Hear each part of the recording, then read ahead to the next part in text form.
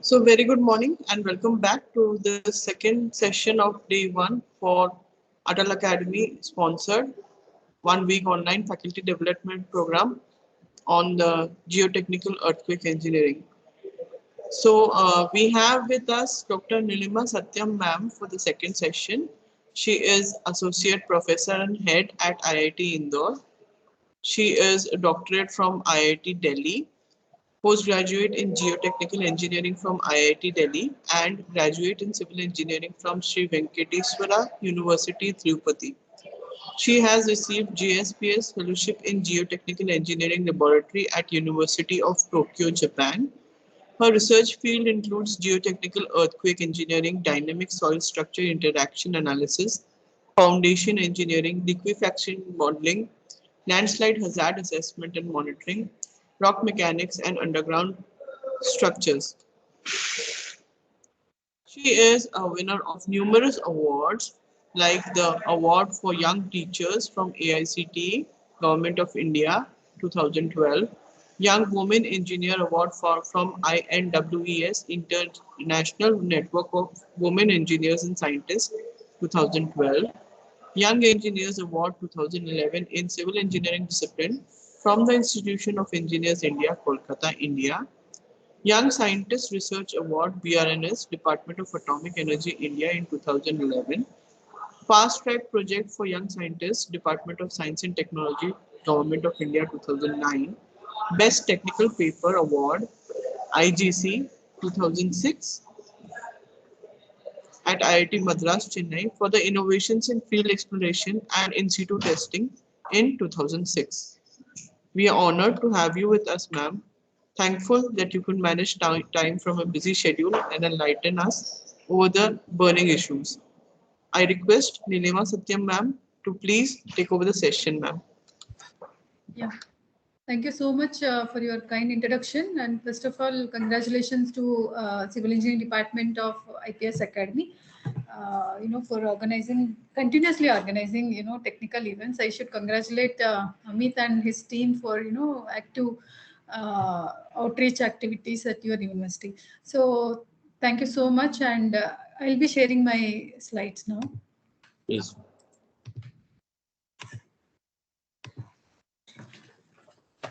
You can see, right? Can you see my slides? Yes, ma'am. Yes, ma'am. Thank you so much.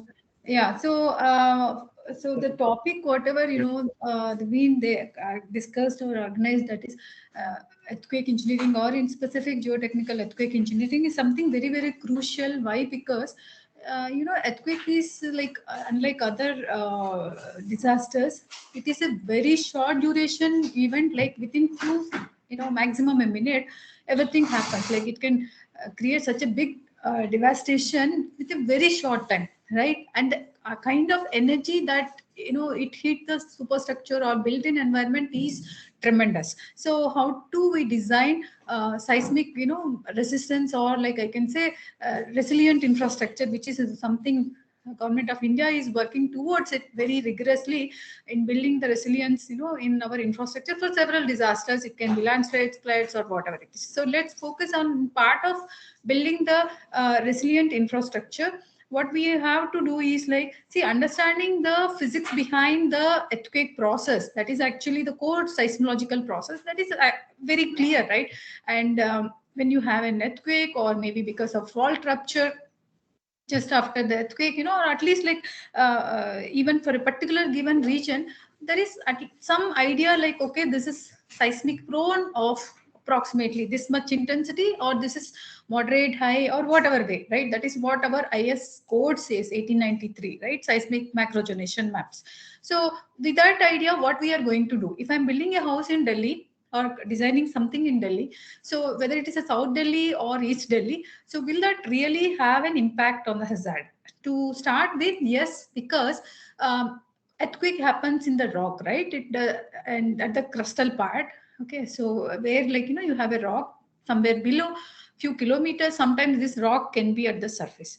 But mostly earthquake doesn't happen in soil, it happens in the rock. So it is just a failure of the rock, right?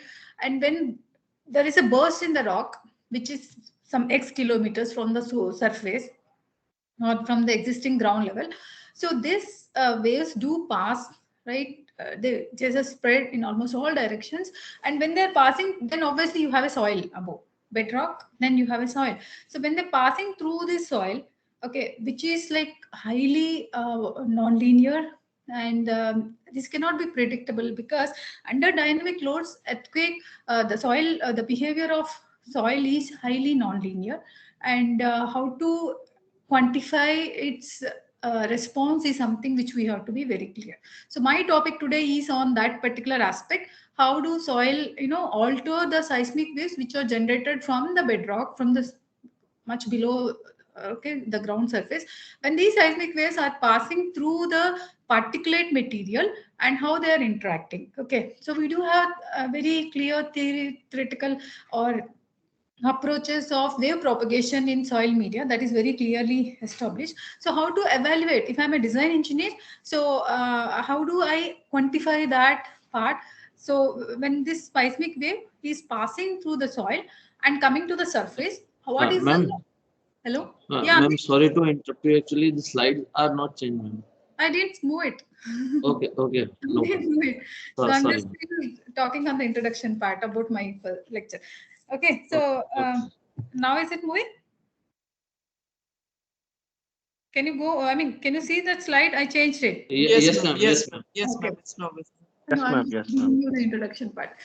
So the another part is like, when this, whatever the characteristics of my wave, that is seismic wave at bedrock, and when it is passing through the soil, okay, it do alter, right? It is a material. When a wave is passing through from one material to another material, obviously the wave characteristics do change. So when it changes and it is reaching to the surface, that value we have to give as input to my superstructure when I'm designing for seismic design. So this is what we have to do. So the ground response analysis, I am going to find out how my ground, that is the top soil, is, the wave has been altered from bedrock to the surface. So that's what ground response analysis. Okay. So why do we need to study that? Because as I already discussed something, so I can go quickly. It is very important. Why? Even at the planning stage. So as I said, like, so the response of the soil, because the soil is highly heterogeneous. Even if I'll take the examples, very frequent examples from Delhi, because Delhi has a very typical geological structure.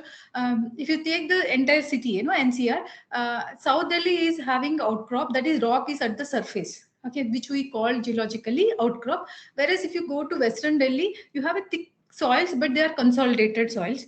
If you go to eastern part, Noida and other areas, they are like, very loose sediments are there, and of course they are also thick. So the hazard is not same, because the material is different, right? I have a bedrock in South Delhi, I have highly consolidated soils which are having higher shear strength, okay, or higher shear wave velocity, I can say, in terms of dynamic soil properties in the Western Delhi. And in the Eastern Delhi, I have very loose data where shear wave velocities are very less. So obviously, when I'm building a facility of maybe same kind of structure, I'm doing some vetting for this residential building in Noida recently for Godrej people. So they are putting something on shallow foundation, which we felt like it is not sufficient enough, because the problems of liquefaction and something comes in the Eastern Delhi, where you don't find something such hazards in South Delhi. So hazard is like very site specific. Okay, so for to have a proper preparedness in terms of disaster preparedness, response or recovery, we need to have the detailed quantification of the ground response analysis. So the same thing which I explained you during my introduction, the same thing. So we do have a source. As I said, earthquake happens, that is at the source level, at the bedrock. So this is somewhere, assuming few kilometers below the bedrock. So, and then when the wave is passing through the material, and you have soil like which is a layered strata. So during its path, okay, so it do had alterations, that is they do get altered. And when it going to the local soil, this is what we call as local soils. Local soils, I mean to say, at least up to of course this is a debate, 30 meters or 45 meters, so people consider that as a local soils. So because after that overburden will take care of it. So this local soils, how do the wave get altered? So I have a source characteristics, I have path characteristics, and I have site path characteristics. So I have to quantify each and every one when the wave is passing through different materials. So which we are going to discuss.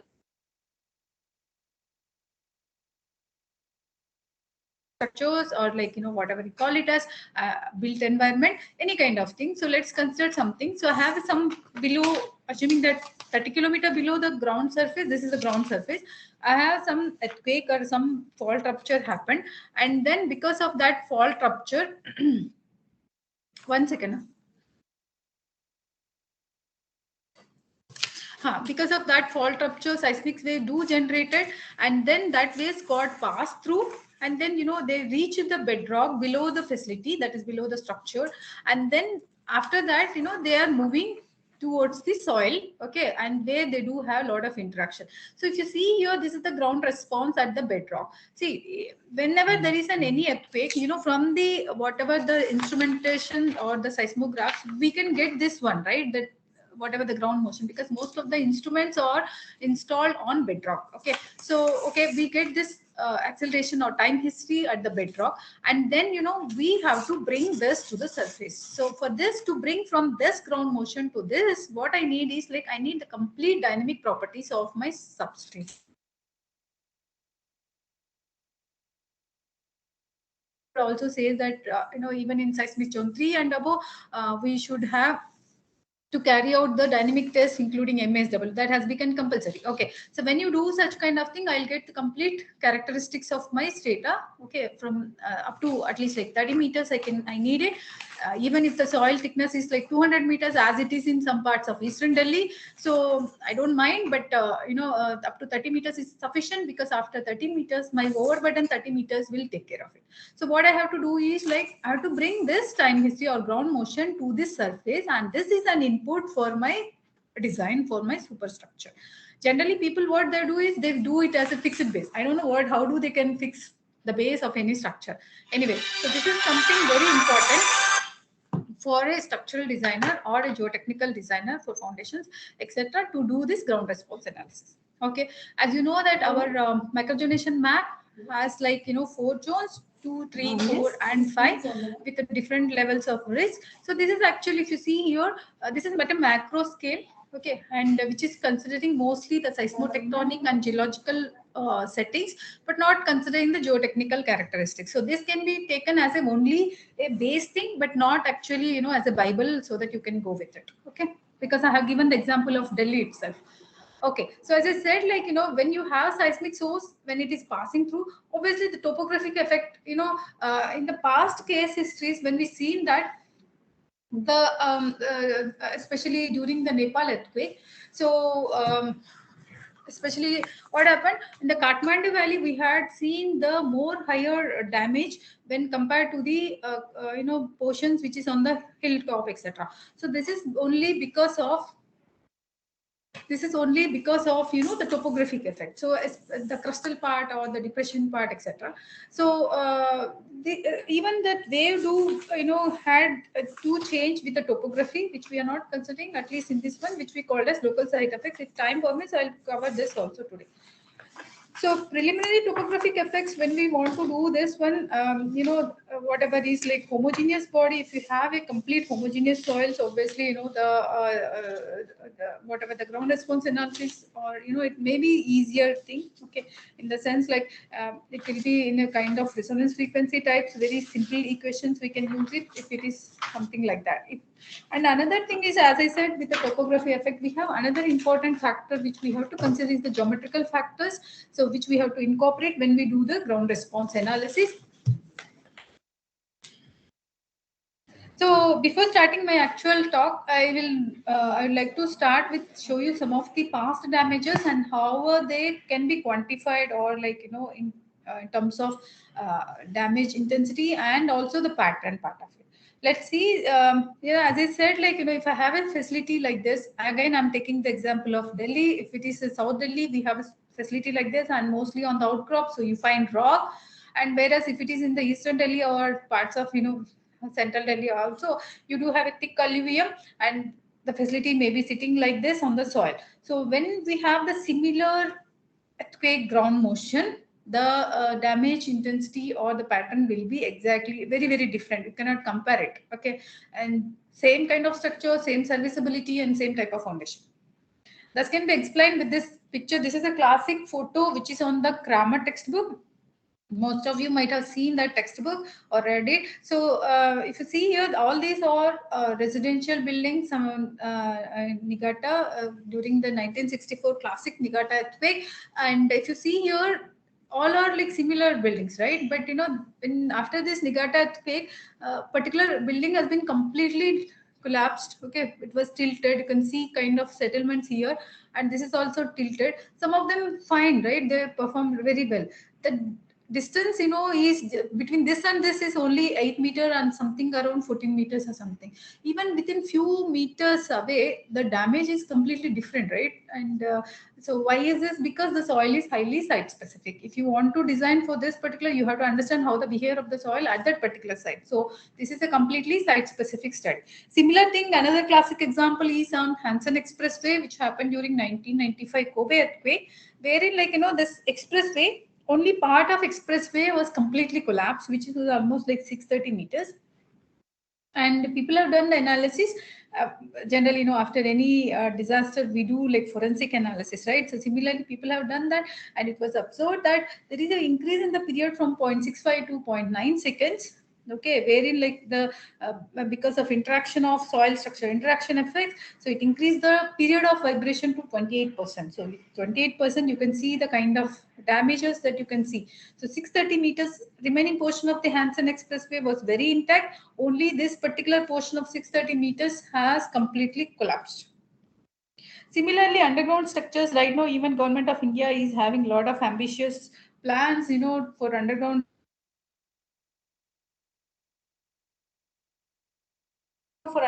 tunnels, etc. How do these damages do happen? I'll just show you some of the photographs so you can get something like a peripheral cracks after this, because during the Sikkim earthquake, so many Teesta projects, okay, their underground caverns, especially the transformer cavern, okay, and powerhouse caverns had completely collapsed, and few of the caverns, some people were working, so men and machinery was also been, we lost them. So it was such a big disaster that happened in several Teesta projects. You can see here the piling of the concrete. Okay, so longitudinal cracks too can develop.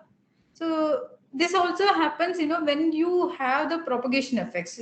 When you are the wave propagation is what is the direction of the wave propagation also matters. So all tunnels, especially even in the Teesta projects, also there are a lot of Teesta 2, Teesta 3, Teesta 4, etc., etc. The damage is not pattern wise or intensity wise was also not uniform. This depends upon highly on the topographical effect and also on the local site characteristics. So again, of course, the damage to the underground structures do depends on the rupture mechanism, whether it is having a reverse fault mechanism or strike slip fault, etc. Okay, the another hazard that we have to handle is the liquefaction part. I do had one interesting consultancy project.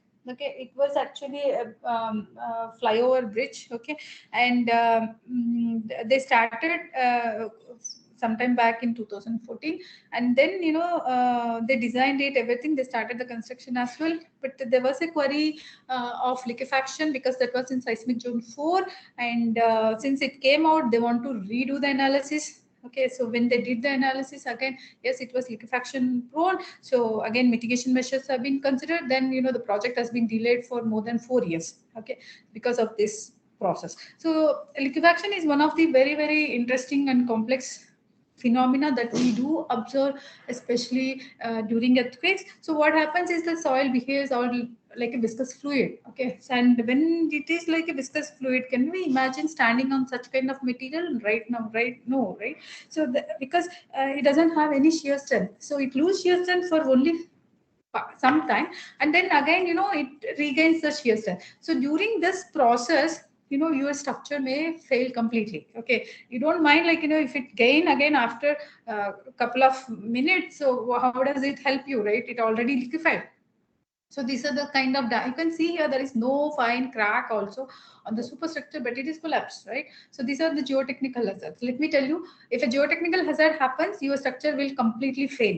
Okay, if a structural hazard comes, it doesn't matter like if it failed completely or not. Okay, it doesn't, you cannot guarantee. So most importantly is the geotechnical hazard. So why do we underestimate? Because we could not understand the behavior of the material, that is the soil here. It's not my concrete or like my slab or whatever, column, or my foundation is taking the load. It is actually all these are transferring elements. Finally my soil is going to take the load. If it stop taking the load, obviously your superstructure should fail. So some of the port structures also, I think tomorrow my student will give you talk on port structures. So Swati, so I think I don't want to do that.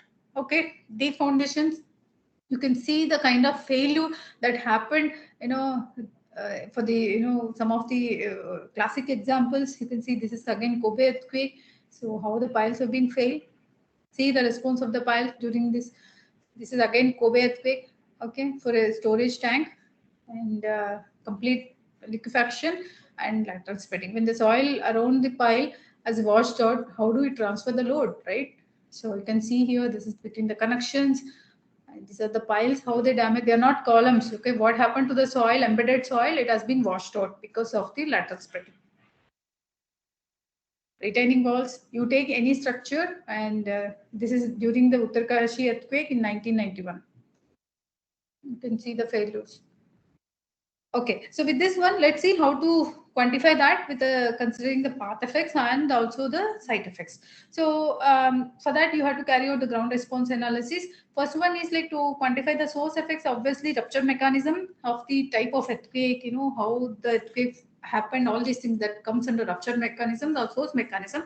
So that you have to have it. Mostly this is the easiest part. Okay, you can get it just after an earthquake or even before an earthquake. If generally people, seismologists, they do a lot of work on such kind of things.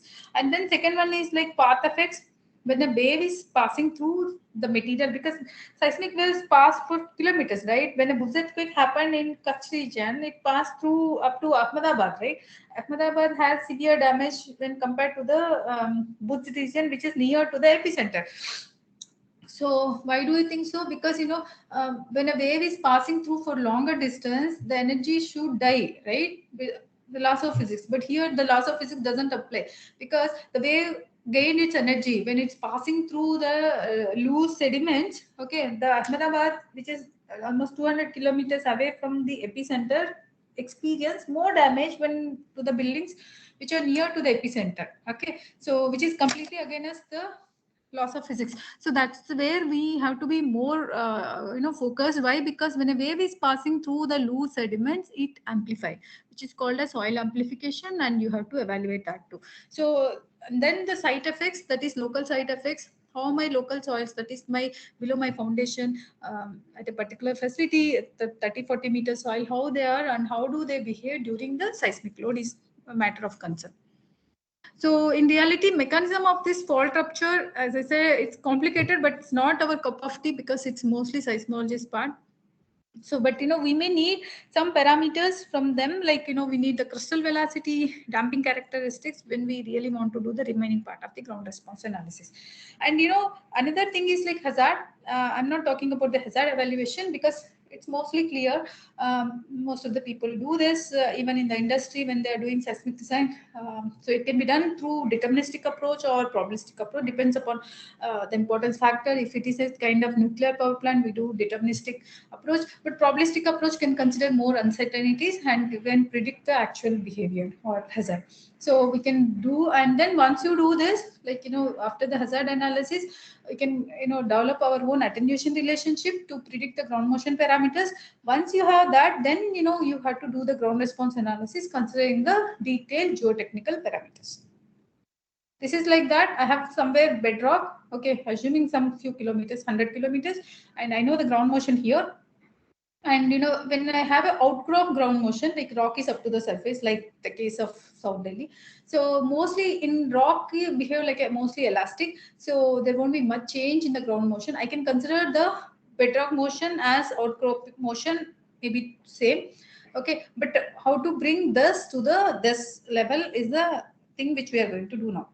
So for ground response analysis, so we generally we are used basically to predict the surface motion, like what is the surface characteristics of my wave, okay, which I have to take, because that is the characteristics of the wave which is going to hit my superstructure facility. So to predict the ground surface motion, especially if you want to design something, develop something for the response spectra, etc., and also you want to evaluate the dynamic stresses and the strains for liquefaction sort of geotechnical hazards which are common, especially when you are sitting on the soft soils, and to determine the earthquake induced forces which can lead to some kind of instability, especially for returning structures. So for ideal condition, this analysis would model like source characteristics, path characteristics, and of course the site characteristics. So we have to have all the three things. I'll just skip this. So in reality, that is actually as per the physics part of it. But in reality, what happens is like, the source character, as I already explained, the bedrock ground motion and the outcrop ground motions, we consider it uniform because of the elastic behavior of my rock. But rocks are not completely elastic. If they're highly disintegrated, highly fractured, weathered, they're not completely elastic. But intact rocks, mostly they will be elastic in behavior. Okay, so in practice, like whether you do it like probabilistic or deterministic approach, so up to bedrock you can get the characteristics of my, especially when I say the ground motion characteristics, generally we quantify that in terms of peak ground acceleration.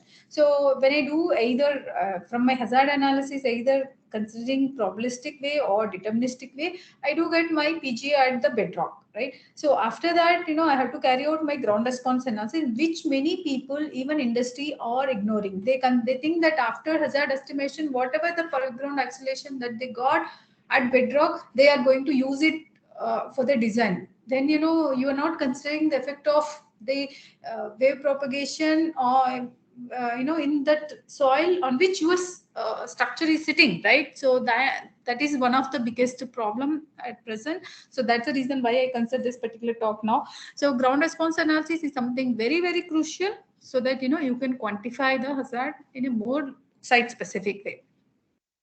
So there are different ways of doing it as well. So first we have to predict ground motions like time history or response spectra. Then you have to evaluate the stresses and strains for liquefaction hazard, and of course to know the foundation loading. And then the failure, whatever the ground failure potentials for instability evaluation for its returning structures and its response. So these are the terms which we will be using. This is the bedrock motion, this is outcrop motion, this is the ground motion or the surface motion. Okay, so this is the terms which I will be using from now. So mostly bedrock and the outcrop motions we consider same, and this is the important parameter for me to decide if it is sitting on the soil. Okay, so if you know that this is measured like from instrumented data, so that means like bedrock motion is known, or even from the hazard analysis. So since I'm assuming that this is material is elastic, this is also known because this is known, same, and only unknown part is this. Okay, so in some cases what happens is like because NGRA and Ministry of Earth Sciences, they install a lot of instrumentation such seismograph stations at different parts of the country, and for quite long time they have a very strong network. Mostly the instrument, they prefer to keep it on the rock. So if you have very shallow depth, some rock is there, so what they do, they excavate, they put the station station types, and then they instrument that. If they could not find it, what they do, they put it on the surface. Okay, when they put it on the surface, it will give you the surface ground motions, right? And when you have the surface ground motions, and you can do back calculations so that you can get this particular part. So in that way, people also try to, because you have this thickness is like some 100 meters or 200 meters, you cannot do that excavation for such a deeper depth and put your instrument there. So for that, what we do is like we can have this at the surface station so that you can measure the surface ground acceleration, and since you know this, you go back. So this is possible also based upon the type of allocation of the instrument that we do. Okay, so let me explain you how to do this ground response analysis or site response analysis. It has basically two steps. One is like the detailed modeling of my soil profile, because soil is layered and each layer has different dynamic soil properties. Its thickness is varies. So I'll consider the shear velocity as the dynamic or shear modulus, and then thickness of each layer. And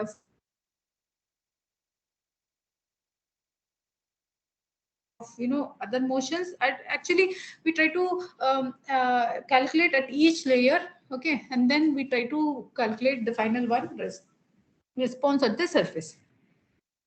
So I'll be quickly explaining the methods and I'll take the example as well. So first one is like in the first step, that is a modeling of the soil parameters. Since the soil is stratified, and as I said, like I need the dynamic soil properties, shear modulus and damping characteristics. So we can carry out, right? We can calculate this, like you do MSW test, you get shear velocity, and I can with density, if I have, I can calculate the G. So once I have this, of course the damping also I can. So I have the soil models for shear modulus and damping characteristics of each kind of soil also.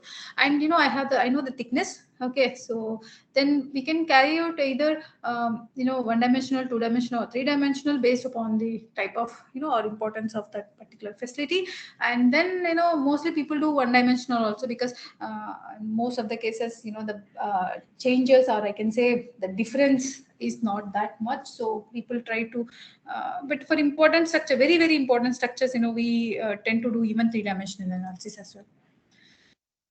Then calculating the top of profile motions, like how do we do this? Typically, we have bedrock motion is being given, so I will be from bedrock to if I have a bedrock unknown location, some locations we don't know where is the bedrock exactly. So because we cannot drill boreholes to find out the bedrock or something. Even if you do some sort of refraction studies to find out the bedrock ground motion, we may not able to find out actual bedrock. Maybe engineering bedrock we can get it. Engineering bedrock is nothing but this there may be if you go there and do the excavation, you see that it may not be rock, actually it may be soil, but behaviorally it behaves like a rock.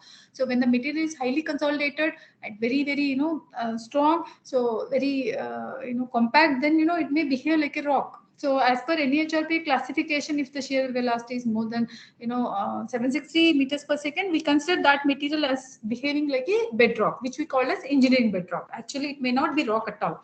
So, but it behave like a rock. So for us, it is our problem is solved. So location of this engineering bedrock, even if you don't have a bedrock, actual bedrock, depth, if you don't know, if you have that up to your engineering bedrock, if you have the detailed dynamic soil properties of all the layers, then what you have to do is you have to find out the response at each and every layer. Okay, so for doing that analysis, we can do linear analysis, quarter wavelength approximations, equivalent linear approach, or non-linear approach. So I'll be explaining equivalent linear analysis now, and of course these are the four methods we do. Non-linear analysis, people try to do it when the facilities like nuclear power plants or very important facilities are there, where the risk level is higher. So I have a layer like this, okay. So in different layers I have, and I do have the thickness, shear velocity, damping characteristics, and of course the density. I do have all the parameters for each and every layer. What we do is like the wave is coming from the bottom, right? And when the wave is coming, it do have reflection, refraction, all sort of things. So when wave is going, and because of this interface effects, okay, so there is a modification. I have to, at this level, I have to find out what is the characteristics of my wave because of this interaction. Then again another level. So at each every layer, I do find out my ground motion characteristics. Okay.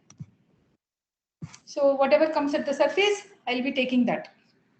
So in the linear analysis, that Fourier amplification, okay, we can calculate. So this is actually for one of the sites, which is at the hard rock site. Okay, this is what I'll be explaining you. So equivalent linear analysis is very very common. Of course, most of people use the commercial software like Shake or ToeShake, whatever. So what it exactly do is like it starts with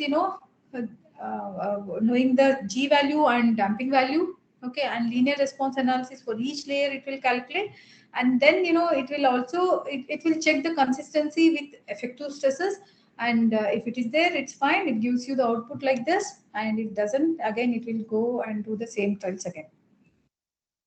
So this is like, comparison between the linear and equilinear. So from the literature, so how the Fourier amplification changes, you can see here up to the frequency of 1, there's not much difference. Okay, the difference was minor, but after that, between 1 and 10, the frequency range, so there is a huge difference.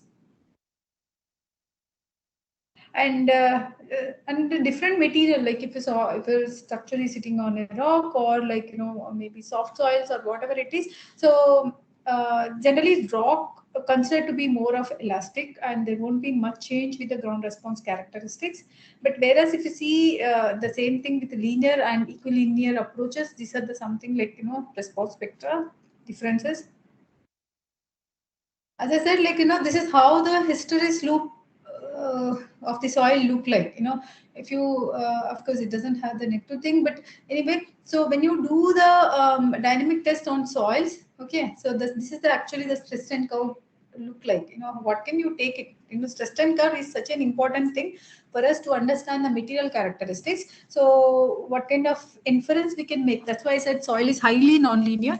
If you want to take the nonlinear aspects of the soil, okay, so of course we do have like nonlinear inelastic characteristics, including the plasticity effects and pore pressure generation details.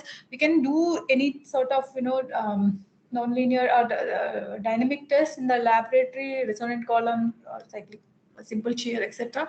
And we do have some programs. Of course, these are like a bit costly programs like FLAC or Dynaflow, etc. So let's see what is the change we do have from equivalent linear and the nonlinear analysis. So, but nonlinear analysis need very robust constitutive model, which may require a lot of data. So, which you have to do it from either laboratory, as I said, you have to do resonant column, or like extensive field test can be carried out. Whereas in equivalent linear, it do assumes like some sort of nonlinear models, they are considered in terms of effective stress, so that it can model the generation of the excess pore water pressure. So whatever the approach for ground response analysis, whether you want to carry out equivalent linear or purely nonlinear, that depends upon the type of facility.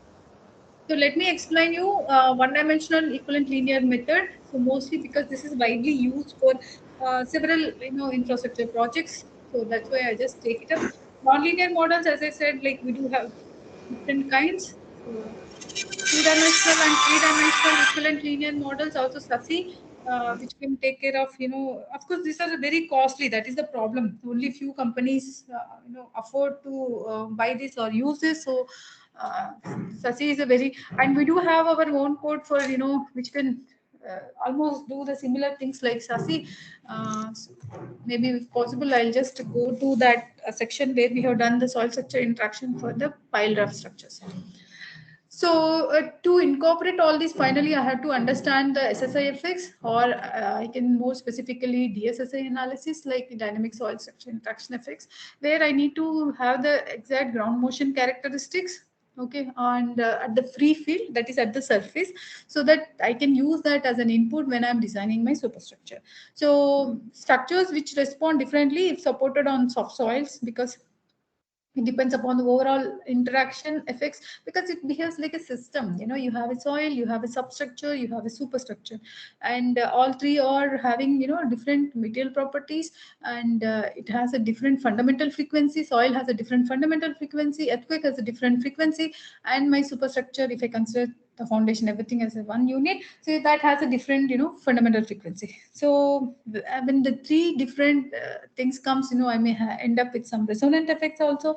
So all these things has to be evaluated during my analysis when I'm doing the seismic designs.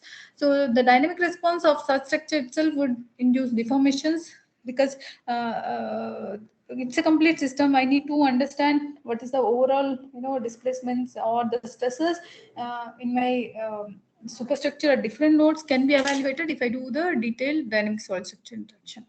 So this process where you will be finding out the response of every element, like at different nodes we have to evaluate, so that we can understand its significance, okay, whether my particular facility is behaving fine or not. See, I'll tell you one more thing. Even with this, there is always a question like, can't we design earthquake resistant structures? So why can't we design? If a facility is designed for a magnitude 7 or like 7.5, so if you get a 7.7 earthquake, obviously your facility may not perform, right?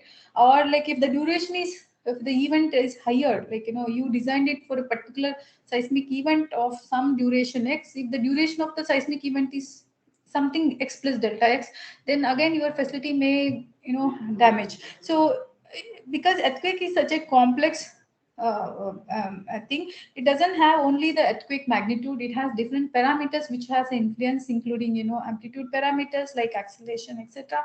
You have frequency parameters and also the time parameters or the duration parameters. So you cannot design for such a varied parameters. If you design it, obviously the cost of the particular thing goes up, and if you design such thing where you never had an earthquake before, okay, then there is complete waste of money. So rather than this, like base isolations or some kind of system, you have to shock absorbing systems has to be designed. That may be the better way when you really want to have a resilient infrastructure.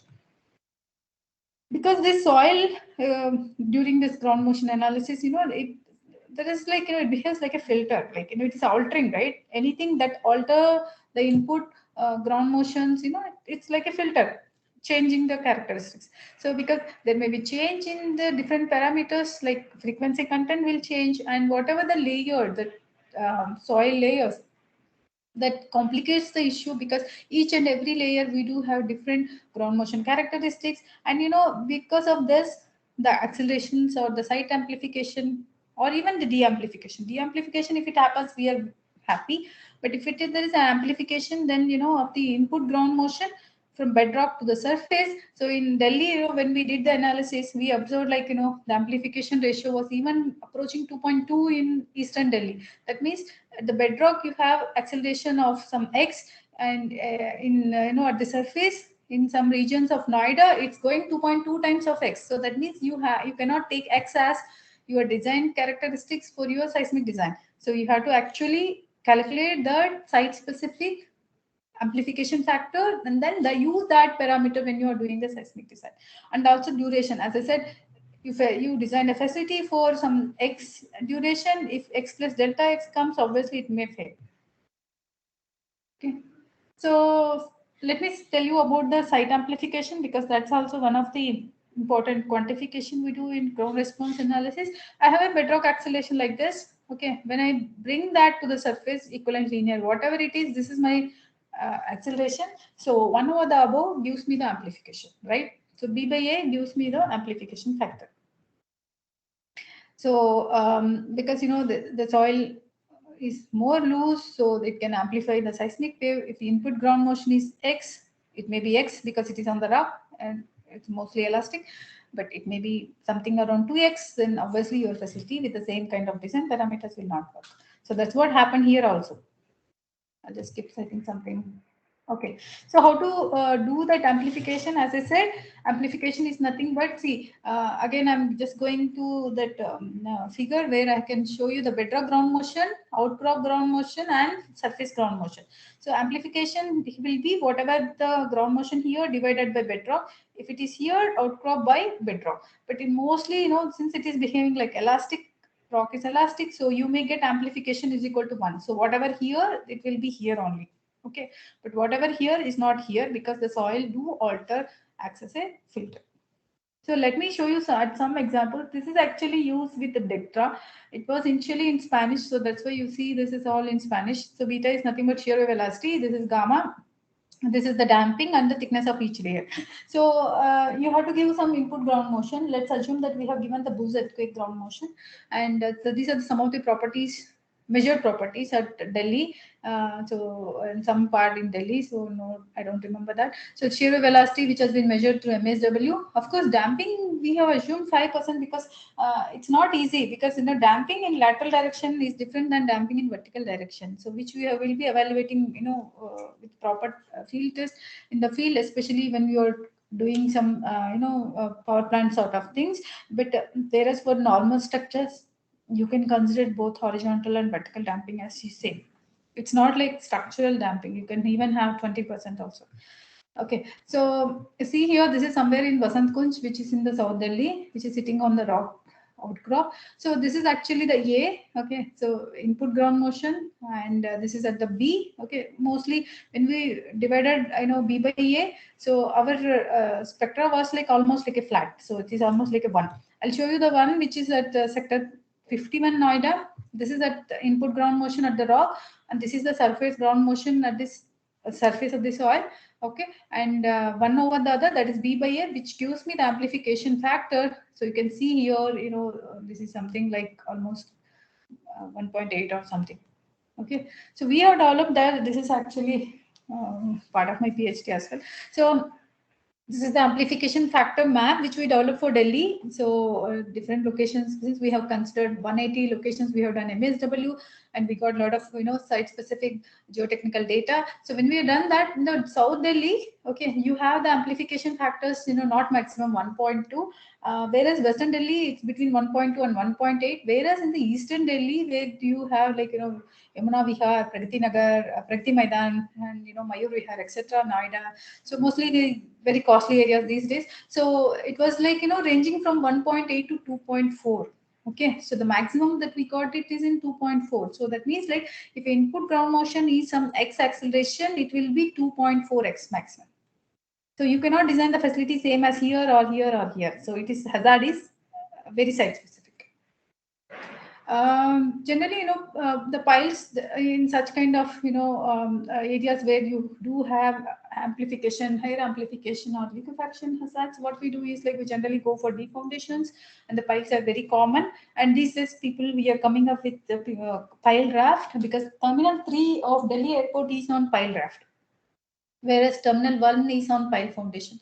So there is a huge amount of money, and it's been saved because of adoption of the pile raft foundation system in Terminal 3. I don't go in detail for that, but anyway, so piles generally they can take care, the forces because of this kind of movement, or like whatever the inertial forces which can take care of the amplification and the liquefaction issues. So what exactly we do consider when we design a facility? We have that seismic forces, and then inertial forces, and of course because of the any geotechnical hazard, we do have soil failures also, like liquefaction, etc.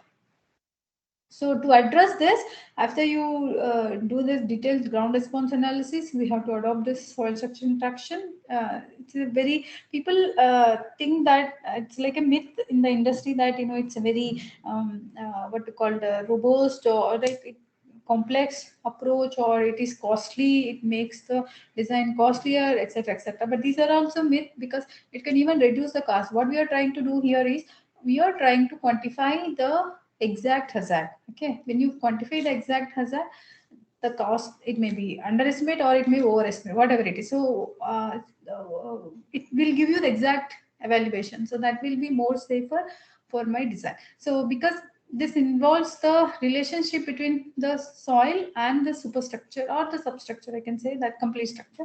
So how they do behave, because these two are different materials, and effect of these ground motions, the structural experience because of the seismic events can be quantified, and of course it depends upon the vibration period and characteristics of the soil. These are some of the questions which we generally encounter. How does the interaction between the soil, foundation, superstructure affect the dynamic response of the overall structure? Yes, because the wave is passing through the below the ground from rock to the soil. We do get altered, which I discussed extensively, and this is like ground response analysis. When this modified wave is coming and hitting the pile foundation or whatever the foundation that we have it, there is a different inertial forces are getting induced, and that we have to do it not just from some value of PGA at bedrock, which may be much lesser than actual PGA.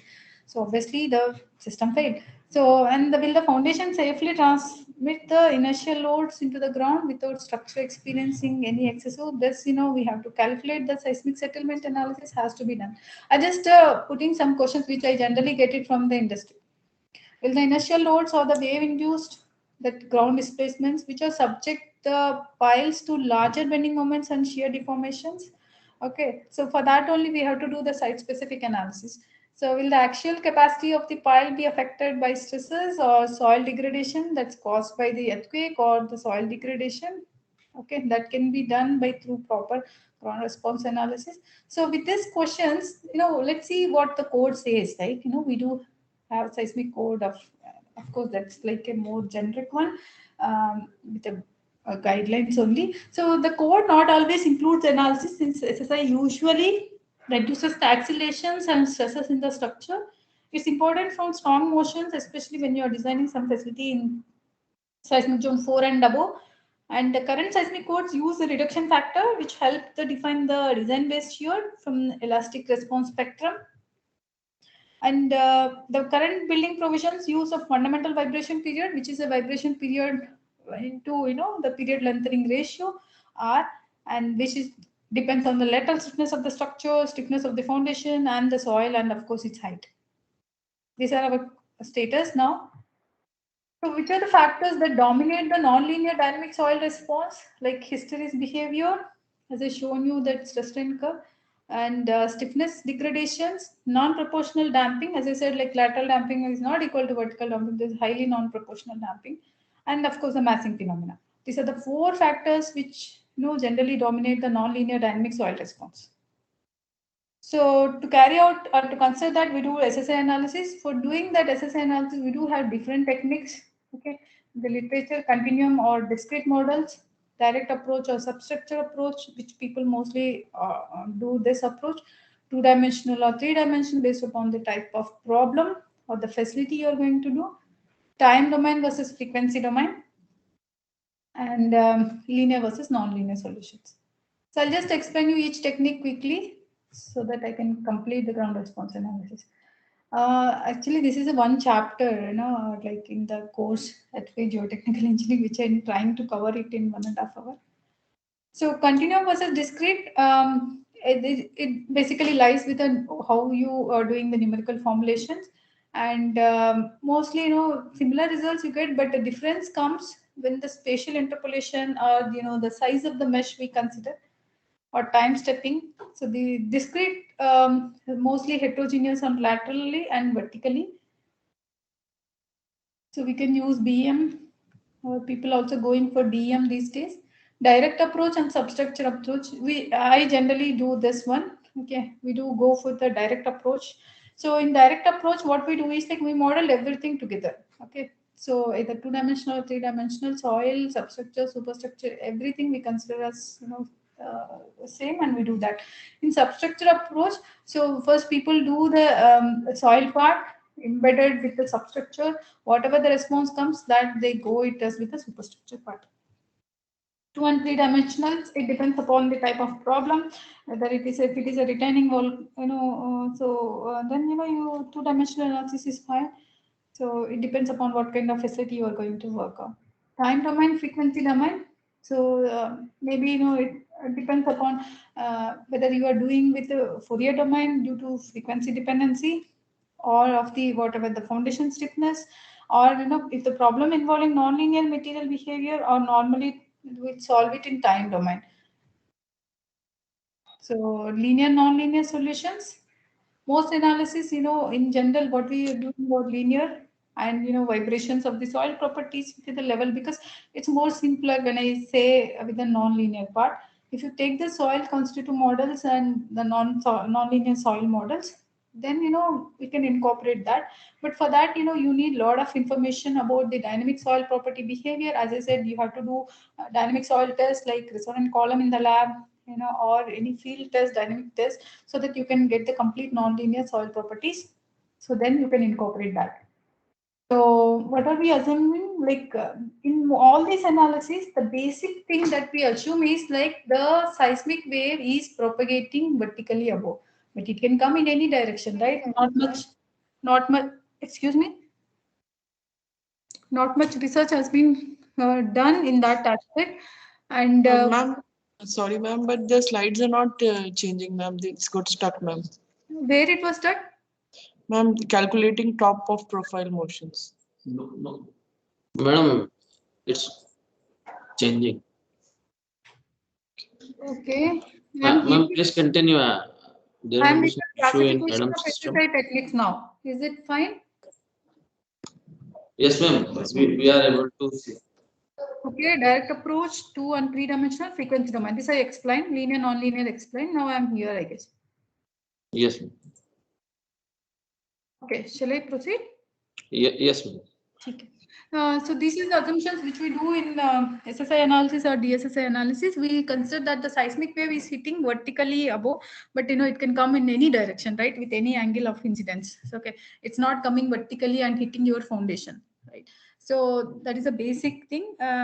Some very little literature has been done. If anybody is interested, I think this is one good problem to solve. And we consider soil is layered. I'll show you some of the two-dimensional soil profiles in Delhi, which we prepared. Soil is not like a layered like we assume. Okay, it's highly heterogeneous. In between, you have a kind of capsule kind of clay formation, or you have a big boulder. So soil is it's not completely like a layered. So we do this assumption because of our simplicity in calculations, and linearized non-linear soil models. We generally assume that. So yeah, this is how the soil profiles for Delhi in some regions. You can see here, this is in some eastern part in Delhi sector 1 to 61. So where is it layered? It's not layered, right? It's like highly heterogeneous. So then coming to the sources of uncertainty. So the first one is with respect to the nonlinear soil behavior. So you have to do a lot of dynamic soil properties test, and then build structural properties. The structural material have it's a continuous material, right? I don't see much variation with the material properties. It's just a concrete or the steel, right? So and what is that big thing that it has it like in terms of properties or variation. So the dimensions and the elastic properties are not exactly known at the design stage, but model used to reproduce the structure in you doing the SSI analysis. And numerical solution, computational algorithms are not always clearly described, especially when you use any kind of software. So I can say that my first PhD student, she worked on dynamic soil structure interaction of a pile draft foundation for asymmetrical building. If Amit allow me, then I can talk on that aspect, because that particular research problem has considered most of the things which we discussed here in today's class. So Yes, ma'am. is it an expensive analysis? I'll talk on that tomorrow then. Okay, so that it will Okay, be ma'am. No what problem. I discussed today. So first question many people in the industry ask, is it like very expensive analysis to do it? So I say that it is not expensive, but it's very important, rather than it's like in your health insurance, right? What we do is like we do insurance for everything, but not to our structures, etc. So it's like insurance. मिल गया कहते किस्मत करवाना तो अपन कैसे अपन नहीं करते. So we need to characterize the soil basically for its dynamic soil properties, and then we can use that nonlinear soil property analysis or ground response analysis. So this is how I'm just giving you some guidelines, I can say, to do this. Okay, so from the codal provisions as well, taking the story ratio and shear wave elastic characteristics, etc. So considering that, you can calculate whether it is required or not for a given location for the given facility. Okay, in terms of the structural properties, its material characteristics, and the dynamic soil properties.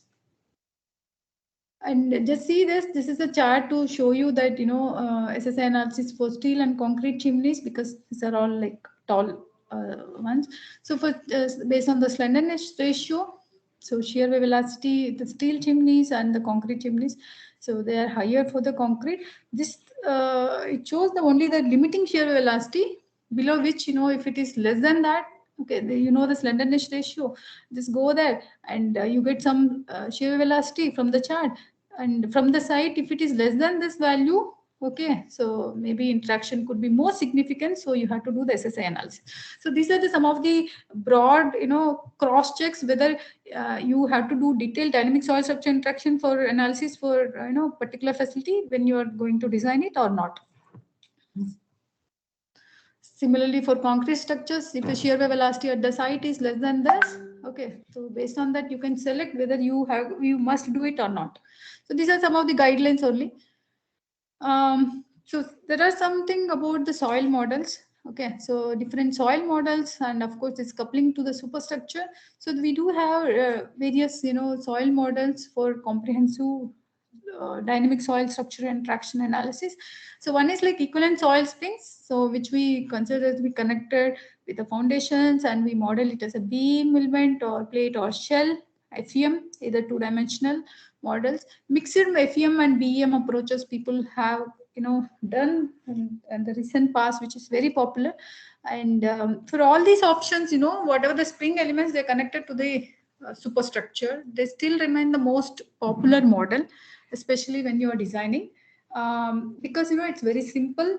Time doesn't take much time, so it's easy to model. That's the reason why people do. And also in exceptional or very important cases, this FEM or BEM, we can put it in use, and it is of course mostly restricted for two-dimensional analysis, not for three-dimensional, as it makes the problem more complicated.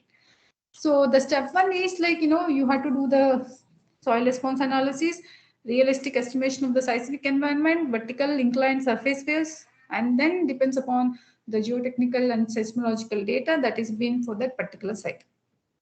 So as I said, like, we consider the wave is sitting vertically up, right?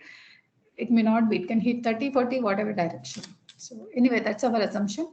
And for soil, the structure part, soil pile structure system.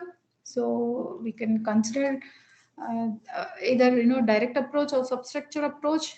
In this one, you first calculate the free field, then put your structure. Okay. Otherwise, you can completely model it as a complete system. Okay. And then the second step, we have to evaluate the pile response, kinematic pile response. So response of the foundation, ignoring the inertial forces from the structure. So I don't consider anything superstructure, so only embedded foundation system. Then we'll determine the oscillatory motion at the raft. So this is for the pile raft, which I'll discuss more with our research part. So in this one, raft is a mostly load-bearing element, and pile will be a settlement reducer. So that is the most advantage of this pile raft system. And the bending moment, shear forces of the piles because of the seismic waves can be evaluated. And then the third step, I can put the initial loads that are coming from the superstructure, and then dynamic motion of the structure and the loads. So finally, we can determine whatever the dynamic forces, settlements, and at different flows, at different nodes, we can calculate that so that we can understand the overall response of the superstructure. So to do all these things, first thing is like, of course, principles of meshing. So there are standard methods. I'm not going in detail with how to do meshing and all, because this may not be exactly related to ground response analysis. So just as a word from the geotechnical perspective, irrespective of whether we use springs or FEM to model the soil, the fundamental property on which the stiffness depends are like dynamic soil properties, that is shear wave velocity, shear modulus, and the Poisson's ratio and the dynamic damping ratio. So these are very important to quantify by doing either lab or field test. And then, in spite of all these things, so maybe still we do have some uncertainties to be handled. So that can come with your judgment. So there is a lot of judgment involved in geotechnical engineering. So in addition, it's like a more of common sense rather than, your only mechanics. So it is also preferable to do parametric study by design different soil properties. So I'll explain this tomorrow more. You can understand more. So with this, I just conclude it's much better to do little more analysis before rather than to be sorry at the end, because once the soil fails, structure must fail, because no structure can, if anyone say that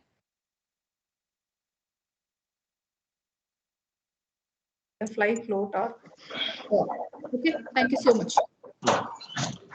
Thank you very much, ma'am.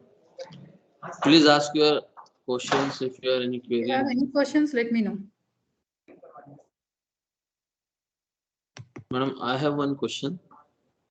Yeah, please. Ma'am, as the ground motion depends upon the behavior of soil, particular type of soil. Similarly, is there possibility that time history also depends upon the type of structure on which we are applying, or Yeah. how we can select a particular time history for?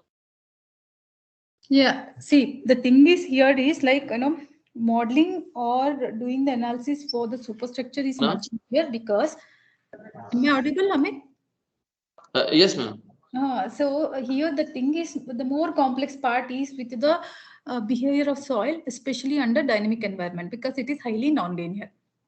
So if you can quantify that, that can go as an input. But the remaining part with the superstructure is much easier. The material is not that complex because it is uniform.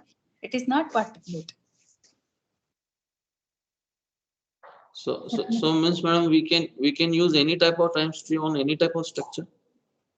No, it's not like any type of chemistry. If you can evaluate properly the ground response analysis up to the free at this the surface level, okay, that you can use it. So the main Madam, you are not audible, ma'am. I'm not audible. Now you are audible. Acha. Okay. So what I'm saying is the main crux, what we observed in the past, based upon the past, classic events was bringing the time history from bedrock to the surface.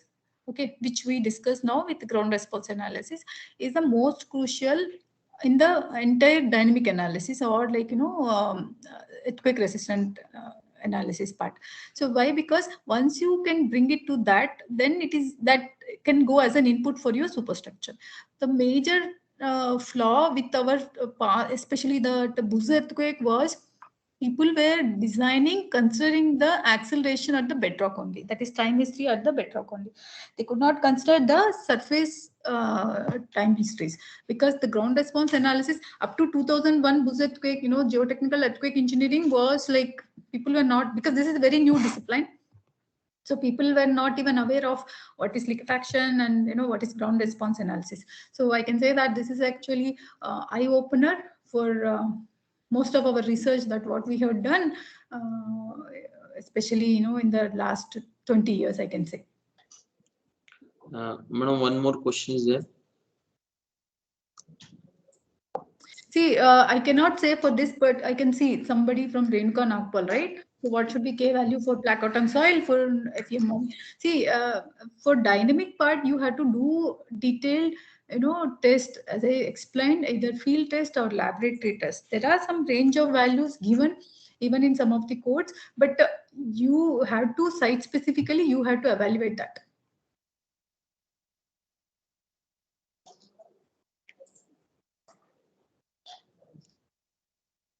Renuka ji, is that fine? Okay. Yes, ma'am. Ma'am, is there any site from where, like USGS, where we can download Indian time histories so that we can directly apply to our structures? Yeah, the Cosmos website you can download, right? The IIT Roorkee is maintaining. I'm not sure. Recently, I didn't open that, but I think you can ask Swati. Swati can help you in that. I gave you a right. So I think tomorrow. When is the talk? Swati का कब है? Ma'am, 11:30. After you, आपके बाद में. अच्छा ठीक है, no problem. Yes. All the participants are requested to write or mail us the questions if they have in their mind after the lecture also, so we can. We'll leave my email ID so in the Okay. chat box. So thank you so much for this opportunity and to interact with all of you. I'm dropping my email ID. Anybody who is interested to have some collaboration, so please mail me. And especially UG students, we do have internship program which is online now because of the pandemic. So can also contact this email if they are interested. If they're really motivated, then please contact. And we do have a QIP program for PhD. If any young faculty wants to do PhD, so we do have QIP program. If not, there's a sponsored category wherein your organization can sponsor you. Okay, so then you can do PhD also. So that's all. Thank you so much. Thank you to organizers, especially to Dr. Amit. Thank you. Thank you very much, ma'am. Thank you, ma'am. Thank you.